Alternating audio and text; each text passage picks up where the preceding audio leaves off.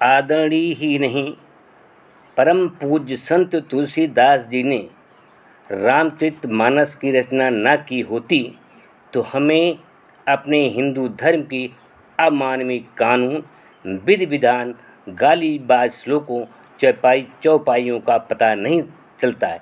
इसलिए हमें संत तुलसीदास की जयंती धूमधाम से मनानी चाहिए। साथियों, महामना राम स्वरूप वर्मा अर्जक संघ के संस्थापक एवं विधायक,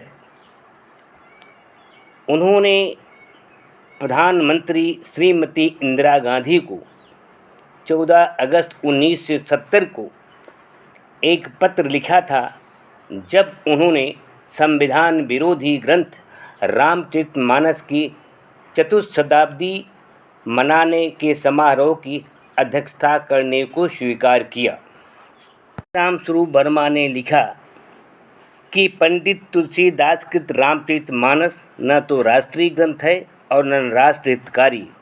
उक्त ग्रंथ जातीयता का प्रबल पोषक, सांप्रदायिकता को उभारने वाला तथा स्त्री और शूद्र की निंदा का विशाल भंडार है। रामचरितमानस के उपदेश भारत के संविधान के विपरीत होने के कारण आपके द्वारा प्रतिष्ठा या सम्मान देने योग्य नहीं। महामना रामस्वरूप वर्मा जी ने लिखा कि मुझे यह कहने में संकोच का अनुभव हो रहा है कि आपने रामचरितमानस को कभी आद्योपांत पढ़ा नहीं, क्योंकि यह बात तथ्य संबंधित और तथ्य की जानकारी के बगैर अनुमान पर कहना ठीक नहीं लगता।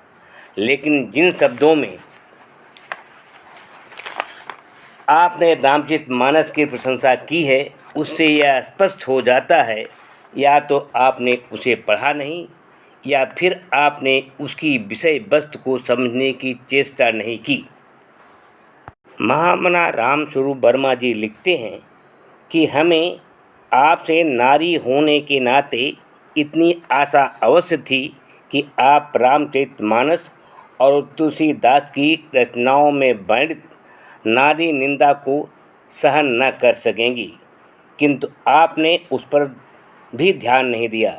रामचरितमानस तो नारी निंदा का भंडार है। रामचरितमानस की सारी व्यवस्था नारी के विरुद्ध की गई है। आज आप जिस भारत के संविधान की मर्यादा कायम रखने के लिए शपथबद्ध हैं, उसी के अंतर्गत तलाक का कानून है, किंतु पंडित तुलसीदास जी रामचरितमानस में सती शिरोमणि अनसुईया के मुँह से कहलवाते हैं कि वृद्ध रोगवश जड़ धनहीना, अंध बधिर क्रोधी अतिदीना, ऐसे पथ कर कर अपमाना, नारी पाए यमपुर दुखनाना, एक ही धर्म एक व्रत नेमा, काय बचन मन पद पद प्रेमा। अरण्यकांड पृष्ठ संख्या 569, बाल बोधिनी टीका। अर्थात बूढ़ा, रोगी, मूर्ख, निर्धन, बहरा, क्रोधी और बड़ा दुखी, चाहे जैसा पति हो, उसका अपमान करने से स्त्री यमपुर में अनेक प्रकार के दुख पाती है। कर्म, मन और वचन से पति के चरणों में प्रीत होना ही स्त्री के लिए एकमात्र धर्म, व्रत और नियम है। रामचरितमानस में जितनी नारी निंदा है, उसके सारे उदाहरण प्रस्तुत करना शायद आपके व्यस्त कार्यक्रम के साथ न्याय न होगा। रामचरितमानस के नायक राम के मुँह से नारी के विषय में जितना कहलवाया गया, उतना कहने से स्पष्ट हो जाएगा कि पंडित तुलसीदास का ग्रंथ रामचरितमानस कितने संकीर्ण विचार का सांप्रदायिक ग्रंथ है। जैसे राखी नारी यद्यपि उर्माही, युवती शास्त्र निपत बस न। इस तरह यदि स्त्री को हृदय में ही रखें तो भी उसे बस में नहीं समझना चाहिए, क्योंकि शास्त्र, राजा और जवान स्त्री ये कभी बस में नहीं होते। क्या जवान पुरुष बस में हो जाते हैं? इस प्रकार पक्षपात पूर्ण वचन मर्यादा पुरुषोत्तम राम कहें तो फिर भारत की नारी को श्रद्धा राम पर कैसे हो सकती है, तथा रामचरितमानस कैसे राष्ट्रीय ग्रंथ हो सकता है विश्व ग्रंथ का तो प्रश्न ही नहीं उठता।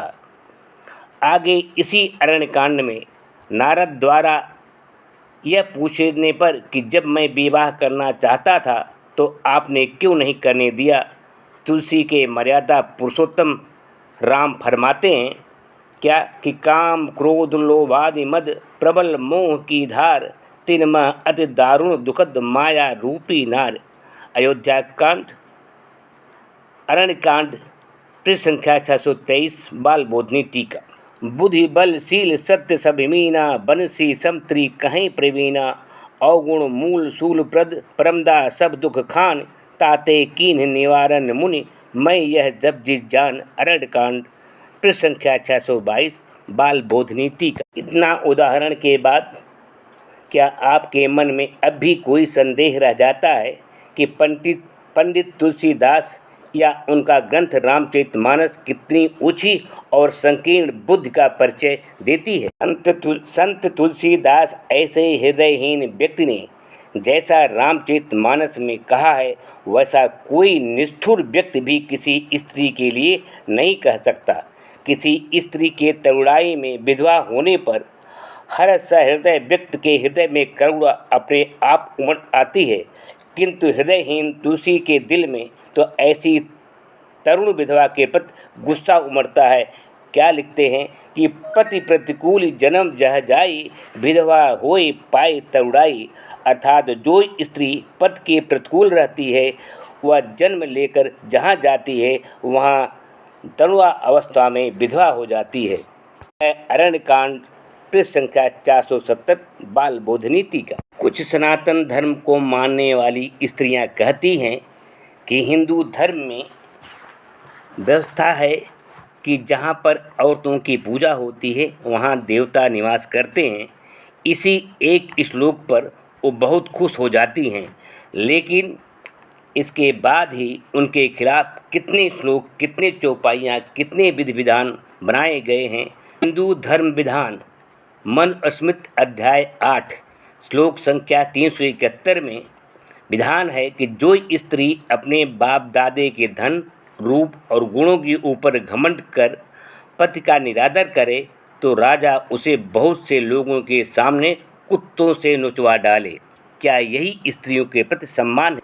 मनुस्मृति अध्याय 8 श्लोक संख्या 385 में यह विधान है कि 500-1000 रुपया देकर किसी भी स्त्री के साथ बलात्कार किया जा सकता है। देखिए हिंदू धर्म विधान मनुस्मृति अध्याय 9 श्लोक संख्या 2 कि पुरुषों को अपने स्त्रियों को कभी भी आज़ादी नहीं देनी चाहिए। स्त्रियां यदि रूप रस आदि में आसक्त हों तो भी उन्हें अपने बस में रखना चाहिए। उसी हिंदू धर्म विधान मनुस्मृति अध्याय 9 श्लोक संख्या 14 में लिखा है कि स्त्रियां रूप की परीक्षा नहीं करती हैं, न अवस्था का ध्यान रखती हैं। सुंदर हो या कुरूप हो, पुरुष होने से ही उसके साथ संभोग कर लेती। मनुस्मृति अध्याय 9 श्लोक संख्या 48 और 49 में किस तरह से कहा गया है कि जैसे गाय, घोड़ी, उटनी, दासी, भैंस, बकरी और भेड़ी में संतान उत्पन्न करने वाले बैल आदि संतान के भागी नहीं होते, वैसे ही पर स्त्री में संतान पैदा करने वाला पुरुष भी उस संतान का हकदार नहीं होता। आगे एग्जाम्पल देते हैं कि उसी हिंदू धर्म विधान मनुस्मृति अध्याय 9 श्लोक संख्या 49 में जिसके पास स्वयं खेत नहीं है, यदि वह दूसरे के खेत में बीज बोता है तो वह उस खेत में उत्पन्न हुए धान को किसी भी प्रकार पाने का हकदार नहीं है। उसी प्रकार पुरुष जो है पर स्त्री में बच्चा पैदा करने के बाद भी बच्चा पाने का अधिकारी नहीं। देखिए कि स्त्री का कितना बड़ा सम्मान हिंदू धर्म करता है। जो लोग कहते हैं कि हिंदू धर्म में स्त्रियों की पूजा की बात की गई है, उसके मारने पीटने की बात गलत है। अब देखिए हिंदू धर्म विधान मनुस्मृति अध्याय 9 श्लोक संख्या 72 में बताया गया है कि जो कन्या निंदित, रोगणी, कलंकित अथवा छल से अच्छी बताई गई हो, ऐसी कन्या का विवाह विधि से ग्रहण करके भी छोड़ देना चाहिए। जो माता पिता दोष युक्त कन्या का दोष न बतलाकर उसे किसी को ब्याह दें तो वह पुरुष उस कन्या के माता पिता को तुरंत वापस कर दे। क्या यही स्त्री पूजा है? ये देखिए हिंदू धर्म विधान मनुस्मृति अध्याय 9 श्लोक संख्या 80 में लिखा है कि मदिरा पीने वाली, बुरे आचरण करने वाली, पथ के प्रतिकूल चलने वाली, रोगड़ी, हिंसा करने वाली, व्यर्थ खर्च करने वाली स्त्री को तुरंत छोड़ देना चाहिए। क्या यही नारी पूजा है? देखिए हिंदू धर्म विधान मनुस्मृति अध्याय 9 श्लोक संख्या 81 में क्या विधान दिया है। यदि स्त्री बंध्या हो अर्थात प्रथम रजो दर्शन से 7 वर्ष तक यदि संतान न हो तो 8वें वर्ष में संतान न जीतती हो तो 10वें वर्ष में केवल कन्या ही हो तो 11वें वर्ष में जो है सिर्फ लड़की ही हो तो शीघ्र ही दूसरा विवाह कर लेना चाहिए। क्या यही नारी पूजा है? आगे देखिए हिंदू धर्म विधान मनुस्मृति अध्याय 9 श्लोक संख्या 94 में किस तरह से जो है ये धर्म का विधान दिया है कि यदि लड़की की उम्र 8 वर्ष की हो और उसके पति का उम्र 24 वर्ष हो या लड़की की उम्र 12 वर्ष हो और पति का उम्र 30 वर्ष हो तो भी वह कन्या विवाह कर देना चाहिए आता है। आगे भी देखिए कि किस तरह से हिंदू धर्म विधान में धर्म सिंधु तृतीय परिच्छेद उत्तरार्ध में लिखा है कि जो स्त्री पति के साथ उसकी चिता में जलकर मर जाती है वह 3.5 करोड़ वर्षों तक जितने मनुष्य के शरीर में रोएं होते हैं उतने दिन स्वर्ग में निवास करती है। जैसे सपेरा सांप को बिल में से निकाल लेता है वैसे ही वह सती स्त्री भी नरक से अपने पति को निकाल लेती है। जो उसके साथ जलती है वह स्वर्ग में उसके साथ आनंद मनाती है। वृद्धहारित स्मृति अध्याय 11 श्लोक संख्या 199 202 में लिखा है कि पति के साथ मरने वाली स्त्री को ही पतिव्रता समझना चाहिए। जो स्त्री मृत पति का आलिंगन करके अग्नि में प्रवेश करती है वह पति लोक को वैसे ही प्राप्त होती है जैसे विष्णु को लक्ष्मी प्राप्त करती है। भली स्त्रियों के लिए इसके सिवा और कोई चारा नहीं है कि वे मृत पति के साथ आग में कूद जाए। ऋषि का कहना है कि पति के मर जाने पर उसकी चिता पर भस्म हो जाने से बढ़कर स्त्रियों के लिए कोई अन्य धर्म नहीं है। बृहस्पति ऋषि ने कहा है कि जो पत्नी पति की मृत्यु के समय रजस्वला हो वह मासिक धर्म से निवृत्त होने पर स्नान करने के चौथे दिन जले, यानी जले जरूर चाहे 4 दिन देर से ही सही। देखिए हिंदू धर्म विधान क्या कहता है। थोड़े से अंतर के साथ यही विधि निर्णय सिंधु और धर्म सिंधु परिच्छेद तृतीय उत्तरार्ध में भी अंकित है। ये पूर्वोक्त विधियाँ उस स्थिति के लिए हैं जब पति का शव पास हो। यदि पति विदेश या किसी दूर दराज के इलाके में मरा हो तब साध्वी पत्नी के लिए पृथक चिति विधि मतलब अलग चिता है तथा उसके अनुसार दूसरे देश में पति के मरने पर साध्वी पत्नी पति की दोनों खड़ाओं छाती पर रखकर शुद्ध चित्त से अग्नि में प्रवेश करे। यह इस तरह जो है सती प्रथा का अन्य विधान है। यदि स्त्री के मासिक धर्म के दिनों में उसके पति की मृत्यु हो जाए तो धर्म सिंधु कहता है कि यदि मासिक धर्म के तीसरे दिन मृत्यु हो तो मृत पति को एक रात रखे दाह न करे ताकि अगले दिन मासिक धर्म से निवृत्त होकर वह सती हो सके।